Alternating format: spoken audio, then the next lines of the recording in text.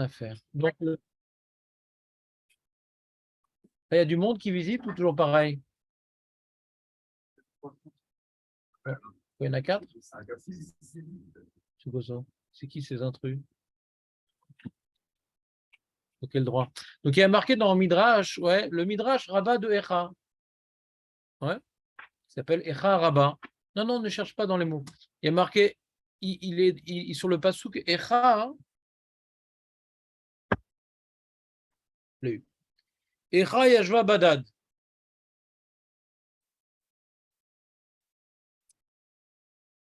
Donc, il demande le Midrash, c'est quoi le mot Echa? Alors, on a parlé un petit peu de ça ensemble. Mais je pense que la lecture de ce Midrash vous donnera une plus profonde compréhension du sujet. Tu es prêt ou pas, Léon, de te lancer dans ce Midrash? C'est la même orthographe que Ayeka dans Réchit ou pas? C'est sûrement peut-être. Sûrement peut-être. C'est-à-dire que Echa, ça veut dire R. Ouais? R insistatoire. Echa! C'est comment? Comment tu as osé? Comment? Pas comment. Comment? La différence entre R et Echa, c'est comme comment et comment? C'est clair, Léon, ou pas l'aspect théâtral de la chose? Et Amar Rabbi Levi, Machal le Matruna Shayala Shlosha Shushbinin. Il y avait une femme importante, elle avait trois amis, trois camarades. Echad Ra'a Ota Begvoda, qui l'accompagnait dans sa réussite. Echad Ra'a Ota Beparzuta, quand elle fautait, quoi, dans sa décadence, dans sa déchéance morale. Bechad Ra'a Ota Benivula, et un qui l'a vu dans, non pas quand elle fautait, mais quand elle est tombée, c'est-à-dire sa punition, son châtiment. Donc elle, son apogée, sa chute spirituelle et sa punition.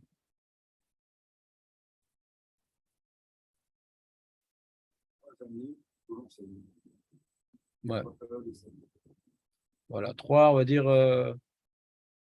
majordomes, trois confidents, trois, ouais, qui l'ont accompagné dans trois périodes différentes de sa vie. Moshe, il a vu le Ham Israël dans son apogée. Yeshaya dans ses fautes. Et Irmia dans sa punition. Tu me suis ou pas? Moshe, il a dit Echa Esa Levadi Tochechem. Yeshaya, il a dit Echa Eta Lezona. Irmia Echa Yashva Badad. Tu connaissais ce midrash, Nathan? Il s'en va, non? Trois Echa. Le Echa de Moshe, le Echa du prophète Yeshaya et le Echa du prophète Jérémie. Mais il ne veut rien dire dans pareil. Ça n'a rien à voir. Un, c'est l'apogée, l'autre, c'est la faute, et l'autre, c'est la punition. Ah ouais? Comment on peut être tellement intelligent? Comment on peut tellement faire d'avérote? Comment on peut recevoir un tel châtiment? Pas possible d'expliquer les trois par comment? Léon, s'il te plaît. Non, mais c'est parce que Bernard n'est pas là que tu peux te permettre de poser des questions peu pertinentes. Ouais.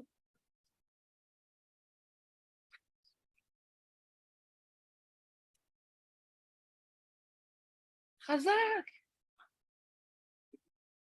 Non, je sens que ça a très mal se passer ce matin. Les questions sont pas fortes là. Ce que je viens de dire. C'est quoi le premier? Qu'a dit? Ah, prends-toi un Chumish Dvarim. Ah, qu'est-ce qu'il est fort, ce Nathan. Non, non, non, ne parle pas si fort, parle moins fort, parce que Léon risque d'écouter tes erreurs. Regarde, on est dans Aleph, Yudbet, on est carrément au début de Masechet Varim. Est-ce que tu es prêt, Léon?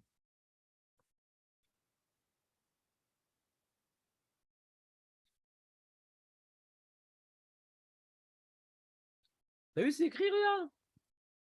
Echa, Esa, Levadi, Tochechem, Maasachem, Verivechem.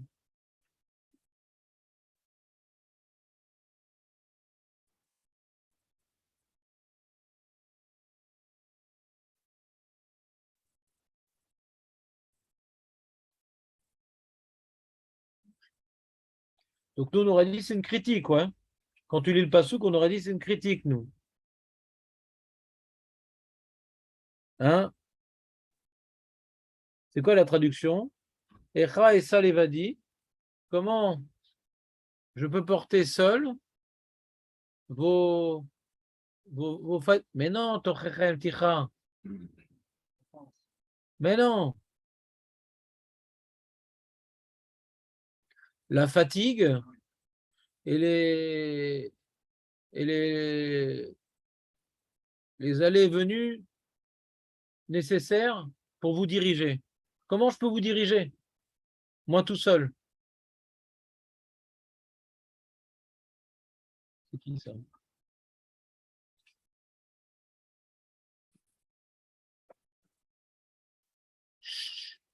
Tu peux éteindre ton truc, c'est quoi ça? Tu dois te faire remarquer, je comprends pas. Ben voilà.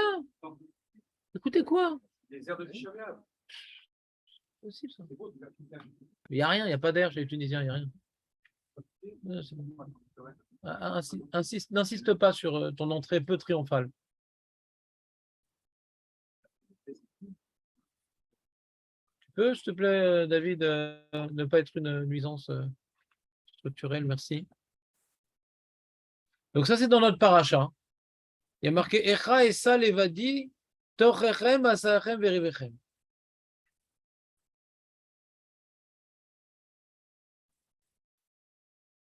Et le masouk d'avant, il dit, on est dans Chéni en vérité, on est dans Chéni. Bien qu'on soit mardi, là c'est le début de Chéni. D'abord, il dit Hachem vous a multiplié comme les étoiles du ciel, etc.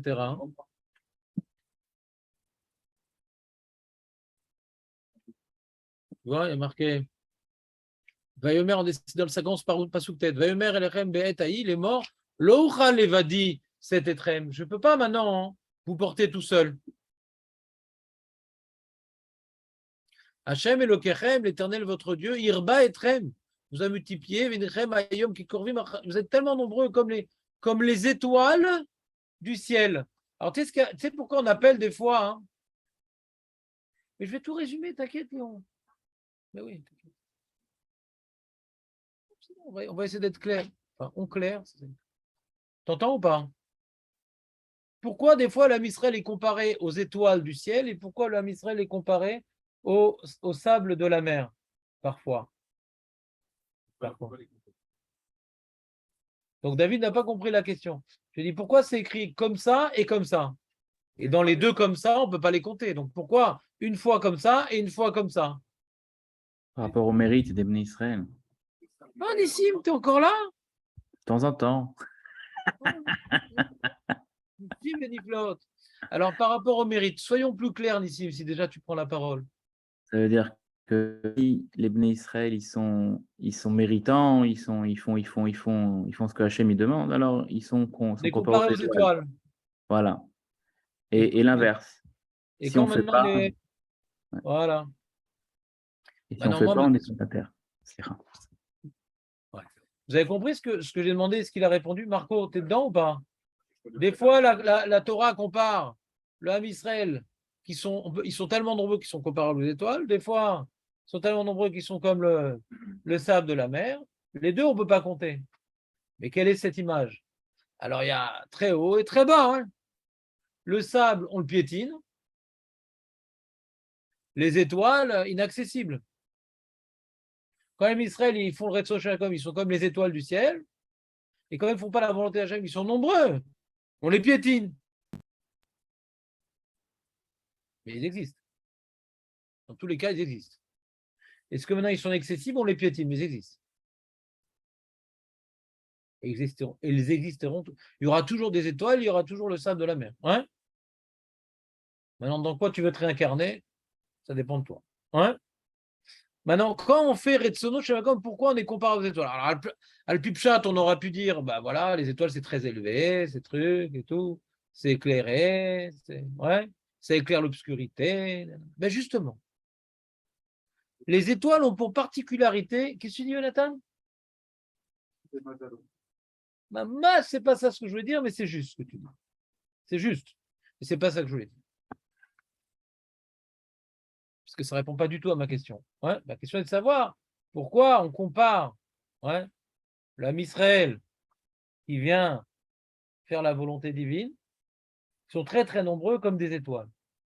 C'est quoi la différence entre très très nombreux comme des étoiles et très très nombreux comme le sable? C'est que les étoiles, même si elles sont nombreuses, chacun sont distinctes. Le sable, c'est une masse. Quand on ne fait pas la volonté d'Hachem, on est une masse. On n'a pas de... Un juif qui ne fait pas la volonté d'Hachem, il suit la mode. Il appartient à une masse. Alors, il y a la mode de la picorsoute, il y a la mode de viens, on va kiffer au Club Med, il y a la mode viens, on dort. Il suit la masse. C'est une masse. Il n'a aucune spécificité, il n'est rien. Quand on fait Retso Shamakom, alors on éclaire, chaque étoile éclaire une partie de l'obscurité que autour d'elle. Chaque juif a une mission spécifique, unique, irremplaçable, complémentaire, d'apporter de la lumière dans toutes les zones obscures. Chaque juif est un univers. Comme nous savons que les étoiles, c'est des sortes de soleils, ouais, c'est des systèmes solaires en vérité. Vous comprenez ou pas ce que je veux dire? Non?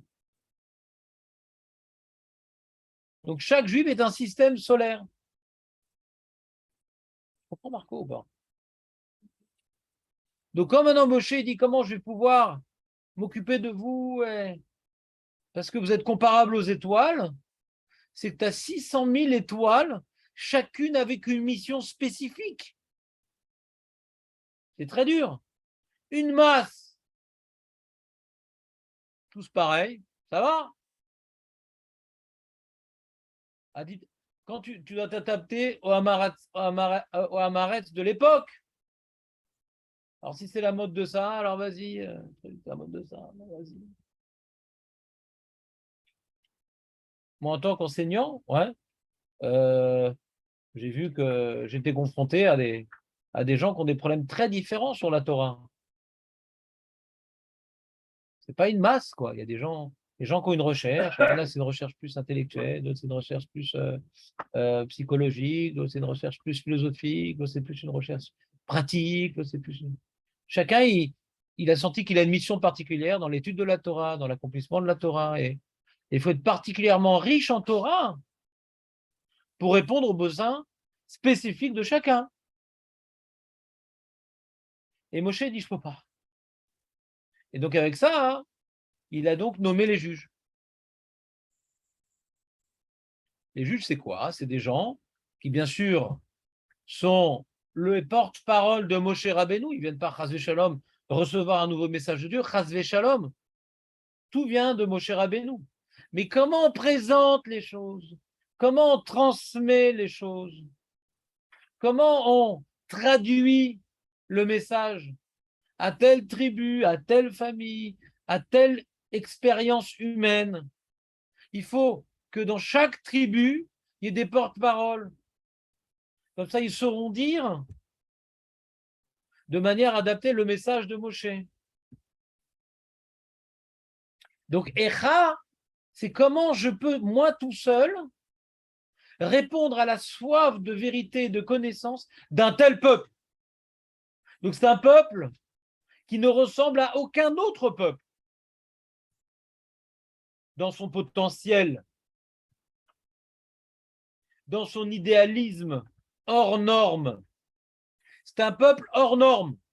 De la même manière que les étoiles, c'est hors norme, on ne sait même pas combien il y en a. Et chacune, elle s'occupe d'un monde qu'on ignore. Tu veux ou pas? C'est hors norme, les étoiles. Il dit, je ne peux pas m'occuper des étoiles. Je ne peux pas. Et lui, c'est tous des stars, tous des stars. Mais il y a la star et il y a Leicester. Ouais? C'est quand il faute. Quand il faute, Yeshaya dit, Echa Aïta Lezona. Comment tu es devenue une prostituée? Aucun peuple n'a pu tomber si bas.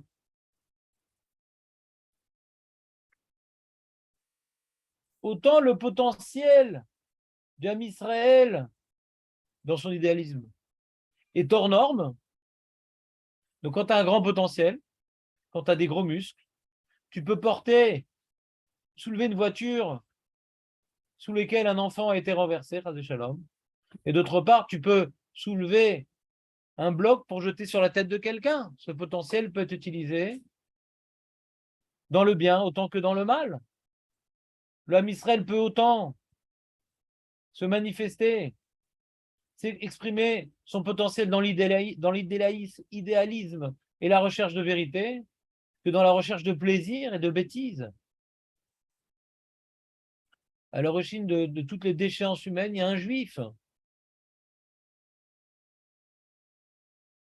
On a eu Trotsky, on a eu Freud. Freud, c'est la déchéance.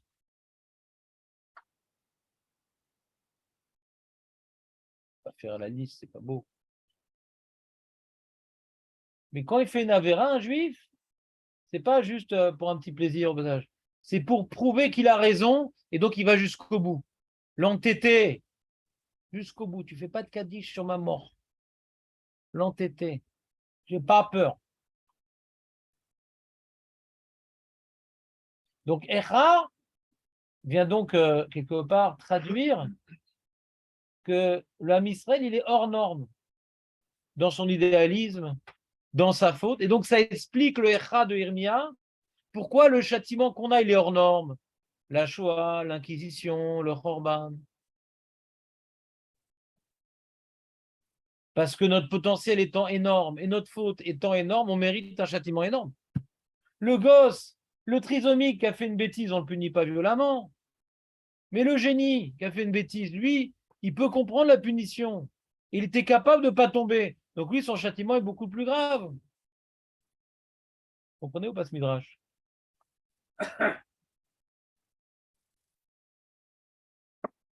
Donc ce midrash nous permet de comprendre en vérité que l'exclamation de Irmiyahu sur Echa, le midrash l'explique, c'est-à-dire. Le midrash l'explique. C'est-à-dire qu'il y a une question, mais il y a la réponse dans le midrash. Puisque la question, elle est comment on a eu un tel châtiment? Quand tu vois les autres Echa dans l'histoire, il y a la réponse. Si on avait un tel potentiel, on a tellement fauté, on a un tel châtiment. Vous comprenez ou pas? Ce midrash ne vient pas expliquer uniquement le terme Echa qui signifie l'étonnement, il vient répondre à l'étonnement. Est-ce que je suis clair? C'est clair, Nathan, ou pas?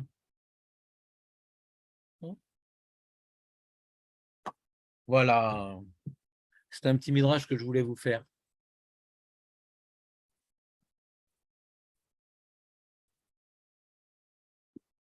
Vous avez une question sur ce midrash? Léon, c'est clair? C'est à quoi ça va? Vous avez noté quelque chose, Marco? Ça t'a plu cette histoire ou pas trop? Bon, ça. Hein? On est élevé par rapport à. Mais ça répond à beaucoup de questions, à la Shoah, à l'Inquisition. Et on voit que malgré l'intensité du châtiment, le peuple juif continue à exister. C'est-à-dire, c'est ça aussi l'histoire. Il y a des peuples, ils ont eu des difficultés, ils ont disparu. On est capable de supporter un tel châtiment. Pas forcément à titre individuel, mais à titre national. On est capable, la preuve, on est vivant. On n'est pas vivant dans un musée, on est au centre de l'histoire. Donc, on est capable de supporter un tel. On a également le potentiel de supporter un tel châtiment. Sinon, Hachem ne nous l'infligerait pas. C'est clair, Jonathan, le message ou pas? Bon. Très, très bien. Maintenant, on va faire la Gemara. Et pourquoi pas?